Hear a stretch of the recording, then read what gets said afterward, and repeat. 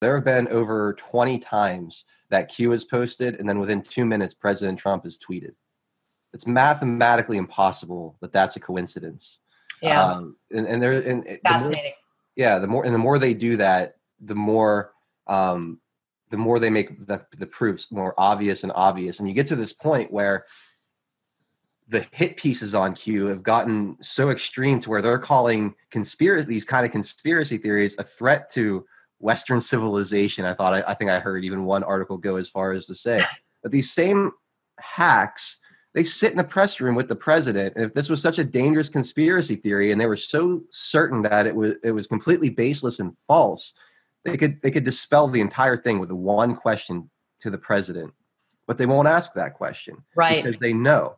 So the more this continues, the more obvious it's going to become, and the more derelict of duty the mainstream media is going to become by not asking the question, because they know they can't. All they can do is they can write hit pieces, but avoid the elephant in the room, and it's just going to get more and more obvious, and they're going to lose more and more credibility as this whole thing plays out. So I think it's really hilarious to watch them squirm. That's a fascinating point you just made. I never actually considered the fact that the mainstream media has never asked Sarah Huckabee Sanders or even the president per se about this, and they could easily do it. And to that point, the president could easily dispel anything with one tweet. If it's so dangerous, what are they waiting for? If it's such a threat, what are they waiting for? If they're so positive that this is false, what are they waiting for? They'll coordinate hit pieces across all of their publications, from the New York Times to the Washington Post to all of them. They'll write them on the same day. They'll all say the same crap, but they won't just ask the president and just get it over. It's the same thing with Ruth Bader Ginsburg. We're supposed to believe she's alive and working. Show us one picture. True. Don't call us conspiracy theorists. You could dispel this whole thing with one simple picture. Dilly's been saying this on his scopes forever. Just have her wave to the camera one time. It's over. That's it. But they won't do that. Yeah. My question is why? They can keep calling us names, but they can't prove us wrong.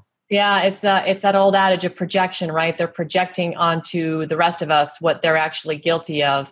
Mm-hmm. And I think you do bring up a really interesting point that they don't want to ask the question because perhaps they know the answer. And this is why the president is calling the mainstream media the enemy of the people, because they simply do not bring the truth. They're projecting onto their viewership what they want you to believe.